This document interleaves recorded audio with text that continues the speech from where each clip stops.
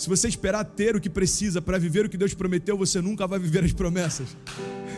Se você esperar ter o que precisa para viver o que Deus prometeu, você nunca vai viver as promessas, porque toda promessa que Deus te faz diz respeito a te levar a lugares e fazer com que você viva coisas que você não poderia ir ou não conseguiria fazer, porque promessa de Deus significa o próprio Deus fazendo em você, através de você e a partir de você.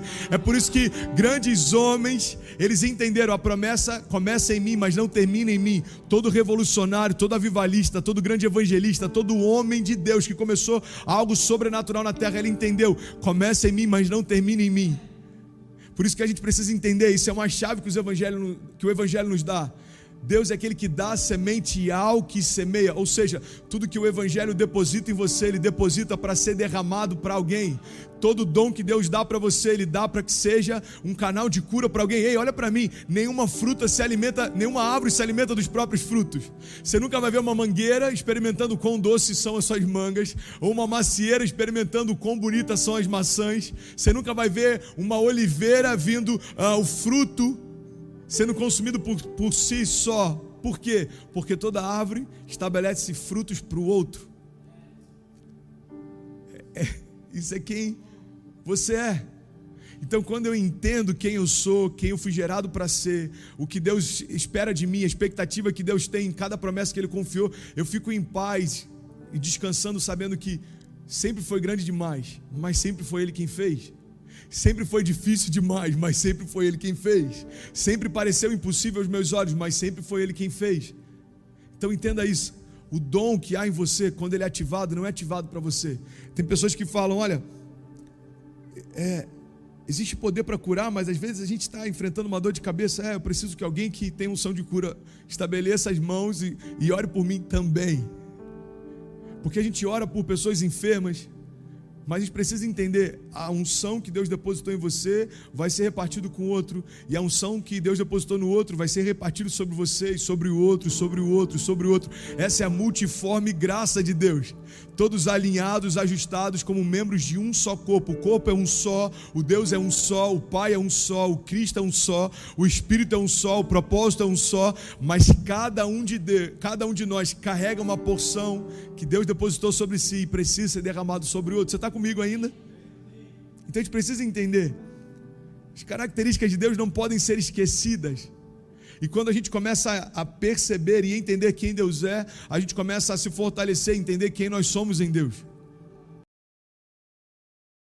Irmão, se o evangelho que você ouve ou crê não te faz vencer em meio a batalhas, não é o evangelho que você está ouvindo ou crendo.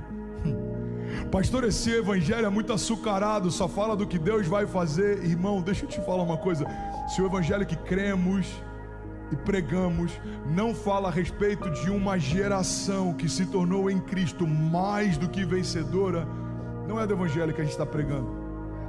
O problema é que às vezes falarmos de caos ou pregarmos sobre coisas pesadas, muitas vezes é confundido com sabedoria, profundidade. Mas irmão, deixa eu te falar, não tem nada mais profundo do que falar do maior milagre que já aconteceu. O maior milagre que já aconteceu se chama novo começo. Não tem nada mais poderoso do que Deus resetar a vida de alguém. Alguém já viveu um novo começo em alguma área da sua vida? Eu ouvi um testemunho, eu quero honrar de verdade. Eu estou vendo o Oswaldo aqui com a família dele, e eu quero te honrar e compartilhar algo que eu chorei no carro ouvindo essa semana. Eu estava com a Rebeca, ela é testemunha.